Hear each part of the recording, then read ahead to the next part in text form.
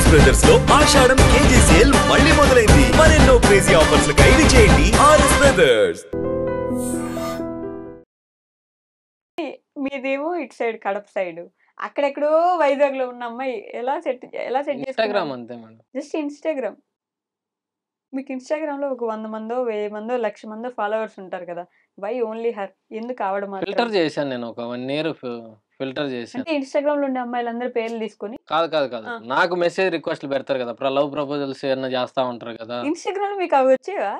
ఎప్పుడేం చెప్పారా మీకు అమ్మా ఇట్లా ఒక అమ్మాయి? నేనేమి సీరియస్ గా తీసుకోలేదు కదా మేడం. ఓకే, ఇప్పుడు ఈ అమ్మాయిని ఒక్కటే చెప్పారు. వచ్చినప్పుడు వాళ్ళని కొద్దిసేపు ట్రావెల్ చేస్తాము, వాళ్ళు మన మైండ్ సెట్ కి వాళ్ళకి. నాకు బేసిక్ గా కోపం ఎక్కువ, కొంచెం కదా చాలా, ఓపిక తక్కువ, కోపం చాలా ఎక్కువ.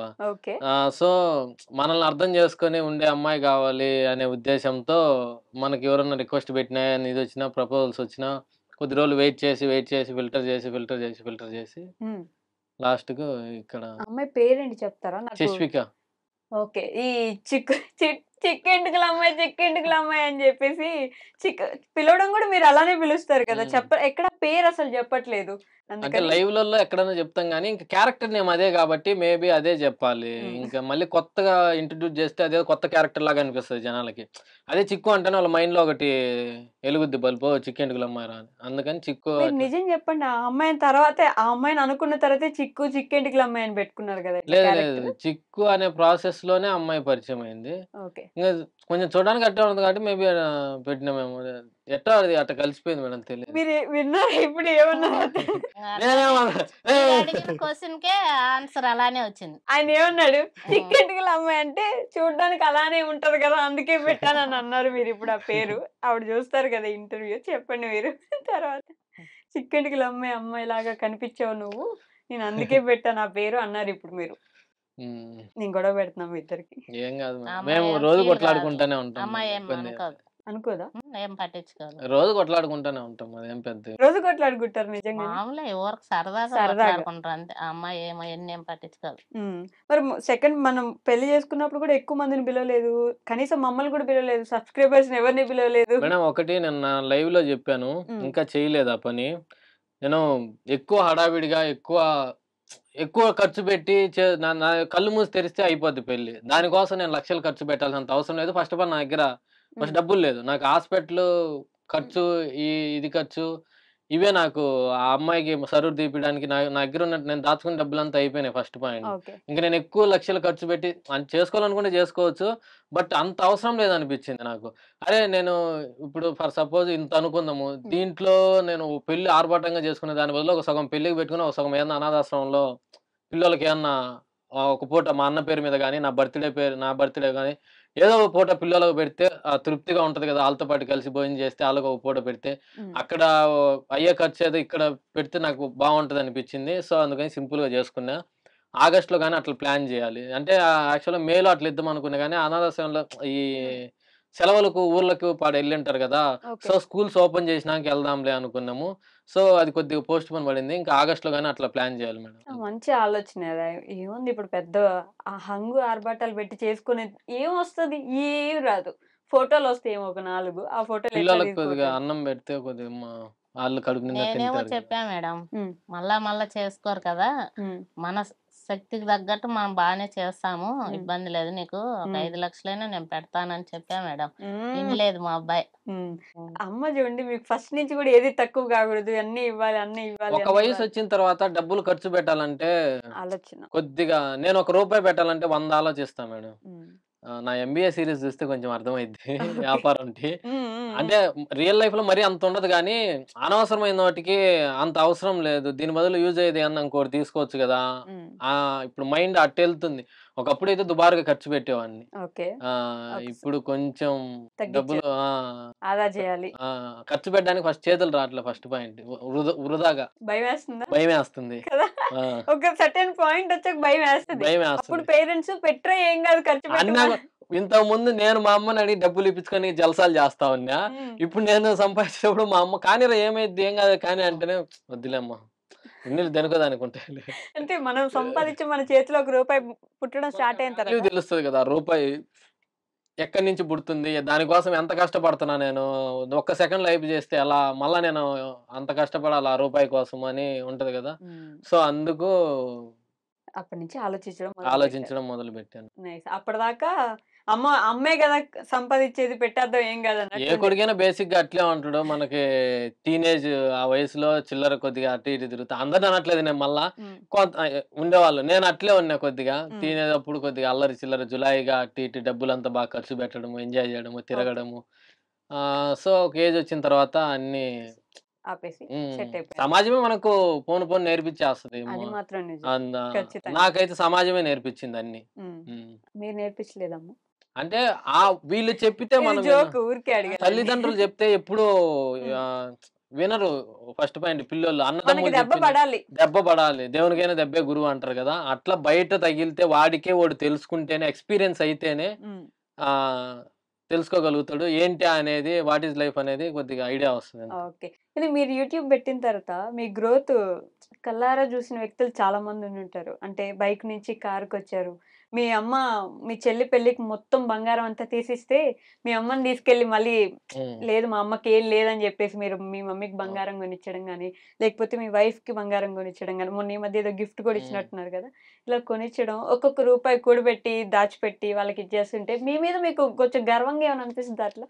ప్రౌడ్ గా ఉంటది మేడం, కంపల్సరీ ఉంటది. ఫస్ట్ ఎప్పుడు అనిపించింది అంటే, ఫస్ట్ టైం నేను ఇంట్లోకి వాటర్ ప్యూరిఫైర్ ఫిట్టింగ్ చేసిన.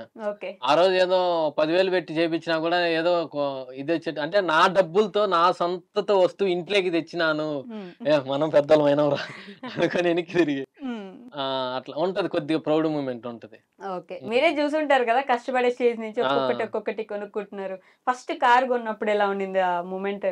నేను తీసుకునేది సెకండ్స్ లో మేడం. సెకండ్స్ లో అయినా ఏదైనా ఇష్టపడే తీసుకుంటాం కాబట్టి ఆ మూమెంట్ ని ఎంజాయ్ చేస్తాం కంపల్సరీ. అదొక ఇల్లు అనేది ఎట్లా ఉంటుందో ఒక్కొక్క స్టెప్ ఎదిగే కొద్దీ, ఇప్పుడు పెళ్లి అయింది, బైకులు అంటే ఇద్దరం వెళ్ళగలుగుతాము. సో కారు ఉంటే ఆటోలు బస్సులు ఇవన్నీ మారుతా వెళ్ళాలంటే మనం సంపాదించేది దేనికి, మనం ఎంజాయ్ చేయాలి. ఉన్నది చిన్న లైఫ్, ఎన్ని రోజులు ఉంటుందో తెలియదు, ఎప్పుడు పోతామో తెలియదు. ఉన్నన్ని రోజులు ఎంజాయ్ చేయాలి. ఇన్ని రోజులు మా అమ్మ కొన్ని వేల లక్షల కిలోమీటర్లు నడిచి మమ్మల్ని కాళ్ళతో ఇంతటోళం చేసింది. సో ఇప్పుడు మా అమ్మని కారులో తిప్పుదాము అనే ఉద్దేశంతో కారు తీసుకున్నాం. సో ఇంకా మా అమ్మ జాబ్ కూడా మానేయమని చెప్పిన, ఆమె రాలేనంటుంటే తిప్పాలని చెప్పేసి. సో అందుకే ఇంటర్వ్యూ కూడా చక్కగా పట్టుకొని వచ్చి ఇంకా ఇంటర్వ్యూ చెప్తాను, కొద్దిగా హైదరాబాద్ మొత్తం తిప్పి చూపించాలి.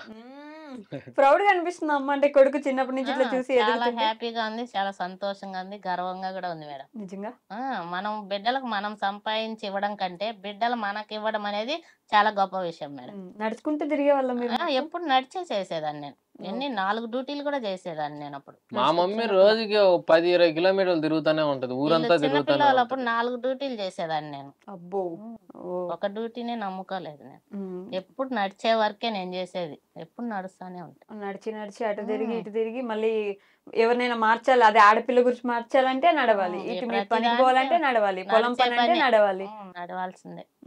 అంత కష్టపడుతూ చూసారు కాబట్టి ఇప్పుడు అంత ఆనందంగా ఉంచాలి ఆవిడని అనుకుంటున్నారు మీరు. అంతే ఆనంద పెడుతున్నాడు. మీకు ఎక్కువ ప్రయారిటీ ఇస్తాడా, ఆయన వైఫ్ కి ఎక్కువ ప్రయారిటీ ఇస్తాడా? నాకే ఎక్కువ ఇస్తాడు మేడం, అమ్మాయికి కూడా తక్కువ అయితే ఏం చేయడు, ఇద్దరిని సమానంగానే చూస్తాడు, కాకపోతే నాకే కొంచెం ఎక్కువ. మీ మదర్ ఎక్కువ ఇష్టమా, చిక్కు ఎక్కువ ఇష్టమా? ఫస్ట్ అమ్మ, తర్వాత వైఫ్. అందుకే నేను ఒక్కరే అని అడిగా. అందుకే అమ్మ, ఫస్ట్ అమ్మ, మళ్ళా ఎవరికి అసలు ఏం లేకపోతే నేనే లేను కదా, మళ్ళీ చిక్కు అని వస్తుంది ఫస్ట్ పాయింట్. కరెక్ట్ కదా. డ్యూటీ కూడా మానిపించేశాడు. మే 20న లెటర్ ఇచ్చేసా మేడం. మొన్ననే లెటర్ ఇచ్చేసా. అంతే, ఒక 20 రోజులే ఉంటుంది. లెటర్ ఇచ్చేసా, తనే మానిపించాడు. నన్ను ఇంకా కొద్ది రోజులు చేస్తామని అన్నా కూడా ఒప్పుకోలేదు. లెటర్ ఇచ్చేంత వరకు ఒప్పుకోలేదు. నువ్వు కష్టపడినాళ్ళు కష్టపడినావు, ఇప్పుడు మేము సంపాదించే ఏజ్ వచ్చినప్పుడు నిన్ను కష్టపెట్టడం అది మాకు మంచిది కాదు అని నేను లెటర్ ఇచ్చేంత వరకు ఒప్పుకోలేదు. ఓకే, అసలు ఎంత ఆనందంగా చెప్పుకుంటున్నారు చూసారా. ఎక్కడికైనా టూర్కి వెళ్దాం, కార్ తీసుకునిందే అందరం ఫ్యామిలీకి ఏమైనా తిప్పాలా అనే ఉద్దేశంతో. ఎక్కడికైనా వెళ్దాం రమ్మా అంటే నాకు ఆ పని ఉందంట, కొన్ని షిరిడి వెళ్దాం రమ్మా అంటే నాకు ఆ పని ఉంది, తిరుత్తని వెళ్దాం రమ్మా అంటే నాకు ఈ పని ఉంది. అసలు ఆ పనే తీసిపారు తప్పితే ఒక పని అయిపోద్ది కదా అని చెప్పేసి ఇచ్చేసే లెటర్ అవసరం లేదు, నువ్వు నీకు ఆడిచ్చే 10,000 8,000 ఏదో మనం ఇంకో వీడియో చేసుకుంటూ వస్తుంది, ఇంకా నువ్వు ఇన్ని రోజులు కష్టపడిన చాలు, ఉన్న రోజులు ఇప్పటి నుంచి నువ్వు ఎంజాయ్ చేయి లైఫ్ ని. ఎక్కడికైనా తిరగాలనుకుంటే తిరుగు, లేదంటే ఎక్కడికైనా పోవాలనిపిస్తే చెప్పు పోదాము. ఎంజాయ్ చేయి లైఫ్ ని. మంచిగా టీవీ పెట్టుకొని చూస్తా ఉండు వీడియోస్. ఇన్ని రోజులు కష్టపడింది చాలు. ఇప్పటి నుంచి బాగా లైఫ్ ని ఎంజాయ్ చేయి అని చెప్పేసి. మీరు మీ మమ్మీ రూమ్ లో ఏసీ ఎందుకు పెట్టించలేదు మీరు? అది ఇప్పుడు పెట్టించింది కాదు మేడం. ఓకే. అది నాకు పెళ్లి కాకముందు నా స్టార్టింగ్ ఫస్ట్ వీడియోలో కూడా ఉంటది. ఏదన్నా ఇంట్లో వీడియో చూడండి. స్టార్టింగ్ ఫస్ట్ 2019, 20 నుంచి ఉండే దాంట్లో కూడా ఉంటది. అప్పుడు అందరం ఒకే రూమ్ లో పడుకునే వాళ్ళము. ఓకే. ఇప్పుడు పెళ్లి అయినాక బెడ్రూమ్ లో ఒక ఏసీ కావాలని ఉంచుకున్నారు. ఒక ఏసీ కావాలని ఉంచుకోలేదు. ఆడునింది ఇంకా ఇంకా ఇంకా నుంచి ఏం చెప్పాలా. నైట్ అక్కడే పడుకుంటాలే మేడం నేను. ఓకే. నైట్ అక్కడే పడుకుంటా. ఏసీలోనే పడుకుంటా కలిసి. నేను బావా అంటే అక్కడ ఏం వేసుకోవాలండి నేను? అయ్యో రామ! అంటే మీ కామెంట్స్ లో అడుగుతుంటారు కదా, మీ మమ్మీకి ఏసీ పెట్టించలేదు నువ్వు అని. అందుకని ఊరికే నేను సరదాగా అడిగాను తప్ప. పర్లేదు, వాళ్ళకి కూడా చెప్పి మన 2 రూమ్లో 2 ఏసీలు పెట్టించుకునే అంత స్తోమత మనకు లేదు. అందరం ఒకే రూమ్ లో పడుకుంటాం బ్రో. ఈ మధ్య ఏంది కావాలంటే వాళ్ళ కోరిక మేరకు ఇంకొక ఏసీ కావాలంటే డబ్బులు సంపాదించి పెట్టిస్తాలే బ్రో అని చెప్పి. వాళ్ళ కోరిక మేరకు ఏముంది ఇప్పుడు వాళ్ళని అడగండి డబ్బులు. ఎందుకు మనం తీపెళ్ళాం మన అమ్మకి. మనమ్మ అన్నారు ఇప్పుడు, అంటే నాకు కూడా అమ్మే, అలానే వాళ్ళకి కూడా అమ్మే. అందరూ కలిసి పెట్టిస్తారు. అయితే తలా ఒక 5,000 ఫోన్ పే చేయండి. తలా ఒక 5,000 వేస్తే ఎంత వస్తుందో తెలుసా? తలా ₹1 చేయండి అయ్యా. నెంబర్ కూడా చెప్పేస్తారు ఒకటి. Okay. So the most happiest moment మీ పూర్తి లైఫ్ లో ఏదైనా ఒక్క మూమెంట్ ఏం చెప్పగలరు? ఇద్దరు సపరేట్ గా చెప్పండి. మీరు ఆలోచించండి. మీ చిన్నప్పటి నుంచి జీవితంలో మీకు మంచి హ్యాపీనెస్ ఇచ్చిన ఒక మూమెంట్. హ్యాపీయెస్ట్ అంటే ఇంకా నేను అనుకునే దానికి రీచ్ కాలే మేడం. వచ్చినప్పుడు ఫస్ట్ మీకే చెప్తా. ఇంకా అనుకున్న దానికి రీచ్ మంచి పెళ్లి చేసుకున్నారు, మంచి కారు కొన్నారు, అమ్మకి నగలు చేపిస్తున్నారు, ఇంకా ఎక్కడ సాటిస్ఫై అవ్వలేదు. ఏంటి మీ డ్రీమ్ ఏంటి? అది కూడా చెప్పరా? సినిమా తీయాలా? చూద్దాం మేడం, ఫ్యూచర్ లో ఏదో ఒకటి చేద్దాం. అది అది ఏం సినిమా? బిజినెస్ మ్యాన్ అనుకుంటా, మహేష్ బాబు గారు. ఏలేస్తాను ముంబైని. అంత లేదు కానీ ఇంకా మంచి పొజిషన్కి వెళ్ళాలి. ఇది జస్ట్ నేను ఆ సక్సెస్ అనేది ఒక ఆ రూట్ లో ఉన్నా అంతే. ఇంకా మనం అవ్వాల. సక్సెస్ అయినప్పుడు నాకు ఎక్కువ ఆనందం వేసిందంటే, సారీ, మా వైఫ్ కి 2 సార్లు తీపిచ్చాను. నాకు అప్పుడు అంత ఆనందం అనిపించలేదు కానీ మా అమ్మకి సరుడు తీయించినప్పుడు మా అమ్మ మెల్ల అది వేసేంత వరకు నేను సరిగా నిద్ర కూడా పోలా. మా అమ్మ మంగళవారం అని ఇలా మంగళవారం అని ఏదో పొద్దున వేసుకుంటాలే అని చెప్పింది. ఇంకా నాకు నిద్ర కూడా పట్టలేదు. రాత్రి అదే పనిగా పోయి తీపిచ్చాను, నువ్వు ఈరోజు తీసుకోవాల్సిందే అని చెప్పి. ఈ రోజు వద్దు, రేపు వేసుకుంటా, రేపు మంచి రోజు అనింది. అయ్యో, రాత్రి అంతా నిద్ర కూడా పట్టలేదు. మళ్ళా పొద్దున్నే లేచి మళ్ళా దేవుని కాడ అని చెప్తా, దేవుని కాడ పెట్టి లాగ్ చేస్తుంది మా అమ్మ, నువ్వు వేసుకోమో ఫస్ట్ మళ్ళీ కావాలంటే ఏడైనా పెట్టుకొని. అప్పుడు నాకు ఆ రోజు మా అమ్మ తీసిచ్చేటప్పుడు ఎంత బాధపడినానో దానికి డబుల్ ఆనందం ఆ రోజు అనిపించింది. మంగళవారం తీసుకున్నారు చూసారా మీరు? నేను మంగళవారం వదిలినా, మంగళవారం నన్ను వదలట్లే. నా 2వ సారి పెళ్లి జరిగినా కూడా కార్యక్రమాలన్నీ మంగళవారమే జరిగినాయి. మళ్ళా మంగళవారమే జరిగాయి. సో మీరు చెప్పండి, మీకు హ్యాపీయెస్ట్? మాకు హ్యాపీ అంటే చిన్నప్పటి నుంచి నాకేం హ్యాపీ ఏం లేదు మేడం. అంటే పిల్లలు చిన్నప్పటి నుంచి నేను కష్టపడుతూనే ఉన్నా. ఇంక ఇప్పుడు ఒక్కొక్క స్టెప్ ఎదుగుతుంటే మా అబ్బాయి నాకు వస్తువులు తీసేయడం అయితే, ఇంట్లో ఒక్కొక్కటి తీసుకోవడం అయితే నాకు ఇప్పుడు హ్యాపీగా ఉంది. ఇప్పుడు హ్యాపీగా ఉంది. ఓకే. చిన్నప్పటి నుంచి అంత కష్టపడ్డారు కాబట్టి చాలా మేడం, చాలా కష్టపడ్డాం మేడం. 25 ఏళ్ళు సాకింది మేడం నన్ను. మొన్నటి వరకు మా అమ్మే చూసుకునింది. డబ్బులు ఒక ఏజ్ వచ్చిన తర్వాత పేరెంట్స్ ని డబ్బులు అడగాలన్నా, లేదంటే పేరెంట్స్ ఇవ్వాలన్నా 2-3 మాటలు అంటారు, ఏం జాబ్ చేసుకోవచ్చు కదా, అది ఇది ఇది అది. మా అమ్మ ఎప్పుడు నన్ను ప్రెజర్ చేయలేదు. నేను సక్సెస్ అయ్యేంత వరకు మొన్నటి వరకు కూడా నేను మా అమ్మ దగ్గరే డబ్బులు ఇప్పించుకుంటా ఉన్నా. ఒక 100, ఒక 1000, ఒక 500 ఈ సినిమా పోవాలా, ఒక 100 ఫ్రెండ్స్ తో బయటికి పోవాలా, అట్లా అడిగి ఇప్పించుకొని పోతా ఉన్నా. సో అలానే ద మోస్ట్ సాడెస్ట్ మూమెంట్ ఏంటి మీకు? సాడెస్ట్ అంటే మా అన్న చనిపోవడం మేడం. ఓకే. బాగా ఇష్టం అనుకుంటా కదా మీరు? ఆల్మోస్ట్ ఫస్ట్ ఇంటర్వ్యూ స్టార్టింగ్ నుంచి కూడా మీ అన్న గురించి ఎక్కువ మా అన్న అంటే నాకు చాలా బాగా ఇష్టము. అంటే ఒక ఏజ్ లో కాదు కానీ ఒక ఏజ్ వచ్చిన తర్వాత అన్న విలువ తెలిసింది నాకు. నాన్న పక్కన లేరు. అప్పుడు దాకా అన్నే కొద్దిగా సపోర్ట్ గా ఉండి ఒక్కసారిగా లేకపోయేసరికి మా అన్న చనిపోయిన తర్వాత మా అన్న లోటు తెలిసింది నాకు. అప్పుడు దాకా కొట్లాడుకుంటా ఎక్కువ కొట్టేవాడిని మా అన్నని. సో దాని తర్వాత మా అన్న లోటు తెలిసింది. ఓకే. అప్పుడు మీరు పెద్ద అయిపోతారు కదా ఇంటికి, మీకు బాధ్యతలు వస్తాయి కాబట్టి ఇంకొంచెం బాధ ఎక్కువ అవుతుంది. బాగుండే వాళ్ళ మీ ఇద్దరు అన్నదమ్ములు? ఎప్పుడు కొట్లాడుకుంటా ఉండేవాళ్ళం. తర్వాత మిస్ అయిపోయారు ఆ, బాగా. ఈ హార్ట్ ఆ, ప్రాబ్లం వచ్చి అవును చనిపోయారు. మేడం. ట్రై చేశారా హాస్పిటల్స్ లో చూపించడానికి? సర్జరీ చేపించాం కదా, ఉమ్. చేపించాము. ట్రాన్స్ప్లాంటేషన్ చేపించాము. హార్ట్ టు లంగ్స్ రెండు వేరే కేరళ అబ్బాయి ఎవరితో చేపించాము. ఒక 3 months ఐసీయూలో ఉండి చనిపోయారు. అసలు ఎందుకు వచ్చిందంట ప్రాబ్లం? అది బై బర్తే ప్రాబ్లం వచ్చింది. సో బాగా ఇష్టం మీకు. మీ పెద్ద కొడుకు ఎక్కువ ఇష్టం, చిన్న కొడుకు ఎక్కువ ఇష్టం? నాకు ముగ్గురు సమానమే మేడం. మూడో కన్ను లేదు, లేకపోతే ముగ్గురు 3 కళ్ళు అని చెప్పేది మా అమ్మ. ముగ్గురు సమానమే. ఇంకొక కన్ను లేదు కదా నిజంగానే, లేకపోతే 3 కళ్ళు అని చెప్పేవాళ్ళ? ఇప్పుడు ముగ్గురు సమానమే మేడం. ముగ్గురు సమానం. ముగ్గురు సమానం. కొంచెం కొంచెం ఒక స్టెప్ మీద ఎక్కువ ఇష్టం ఉన్నట్టుంది కదా. కొంచెం అంటే పెద్ద అబ్బాయి మీదే ఉండేది కొంచెం. నన్ను ఎక్కువ అందరు కొట్టేవాళ్ళు. నన్నే మా నాన్న నన్ను ఎక్కువ కొట్టేవాళ్ళు, మా బంధువులు నన్ను ఎక్కువ కొట్టే, మా అమ్మ నన్ను ఎక్కువ కొట్టేవాళ్ళు. మరి 10 సంవత్సరాల్లో 10 స్కూల్స్ మారిన వాళ్ళు కొట్టరా అండి? ఊరికి ఎట్లుంటారు? అన్ని తుంట్రు పనులు చేస్తారు కాబట్టి అన్నిసార్లు కొట్టించుకునే వాళ్ళు. పెద్ద అబ్బాయి కామ్ గా ఉండేవాళ్ళమ్మా, అంటే చిన్న సైలెంట్ గా? సైలెంట్ గా ఉంటాడు కానీ చాలా మంచి మంచి అబ్బాయి. మంచి అబ్బాయి. నువ్వు ఆ అబ్బాయి ఒక్కనే మంచి అని అంటే నేను చెడ్డగా ఉండరు.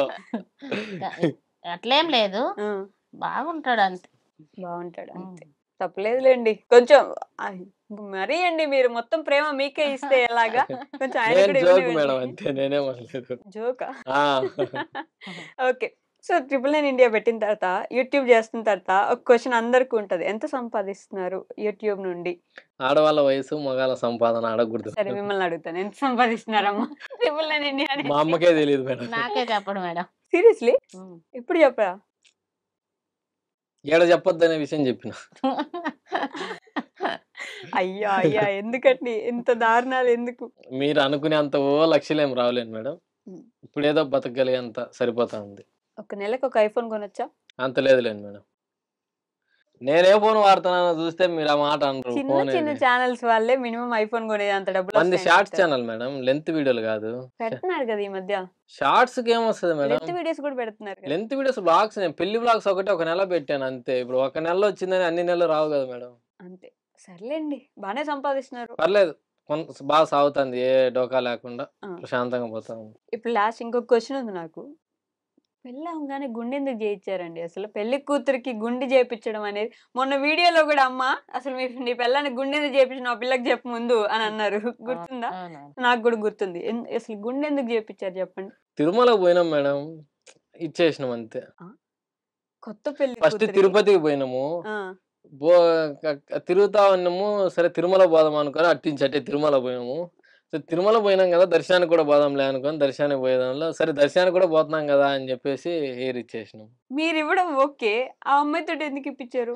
పోయినాం కదా, మేము లవ్ మ్యారేజ్ కదా, అంతా ఇంట్లో ఒప్పుకొని అంతా ఇది చేసుకుంటే ఇస్తా ఎక్కడ అని ఏ మాట ఇచ్చారా? గొడవలు ఇవి ఏం లేకుండా అందరూ కలిసి అంతా ఇది అయిపోతే చేసుకున్నా. గుండిస్తాను స్వామి అని అనుకున్నారు, అని ఇద్దరం కలిసి ఉమ్. ఇస్తాం అనుకున్నారు. మరి వాళ్ళ ఇంట్లో ఇప్పుడు ఓకేనా అందరికి? ఆ, పెళ్లికి వచ్చారు కదా, సెకండ్ టైం వాళ్ళే కదా వచ్చారు, కూర్చొని చేసి. బాగా చూసుకుంటున్నారా? అల్లుడు మర్యాదలు చేస్తున్నారా? బ్రహ్మాండంగా. సరే మరి ఇంటర్వ్యూకి ఎందుకు తీసుకురాలేదు చిక్కుని? ఎవరిని? మీ వైఫ్ ఆ అమ్మాయి కొద్దిగా కెమెరా ఫియర్ ఉంది, కొద్దిగా ఫ్యూచర్ లో వస్తుంది. ఫ్యూచర్ లో వస్తుంది, ఇప్పుడు కష్టం, ఇప్పుడు కొంచెం దాచి పెడదాం అనుకుంటున్నారు. లేకపోతే మీరు ఏమైనా వద్దని చెప్పారా? ఏం లేదు మేడం. ఇది జోక్ అడిగినా కూడా పాపం చాలా సీరియస్ గా తీసేసుకుంటున్నారు. మీ ఇద్దరు బానే ఉంటారా, కొట్టుకుంటారా? ఎప్పుడైనా అత్తా కోడళ్ళు అంటే వైరం ఉంటది కదా, తిట్టుకోవడం అట్లా. వీళ్ళిద్దరు ఏం మేమిద్దరం బ్రహ్మాండంగా బాగుంటాం ఉంటారు. మేడం. నన్నే తిడతారు. ఇద్దరు కలిసి నేనే ఇద్దరితో కొట్లాడుతా అంటే వాళ్ళిద్దరు నాతో కొట్లాడుతా ఉంటారు. వీళ్ళిద్దరు బాగానే ఉంటారు, కూతురు అమ్మ ఉన్నట్టు ఉంటారు. సో లాస్ట్లీ మీ ఫ్యామిలీకి, యూట్యూబ్ ఫ్యామిలీకి, సబ్స్క్రైబర్స్ కి ఏం చెప్దాం అనుకుంటున్నారు? ఒక మాట గానీ ఒక వాక్యం గానీ మీ ఇష్టం. 999 ఇండియా ఛానల్ ని ఆదరించి ఆశీర్వదించి అభిమానించిన ప్రతి ఒక్కరికి థ్యాంక్ యూ సో మచ్. ఎంతకన్నా మీరు ఇంత సపోర్ట్ చేసిన దానికి నేను చెప్పుకోలేను. Thank you so much.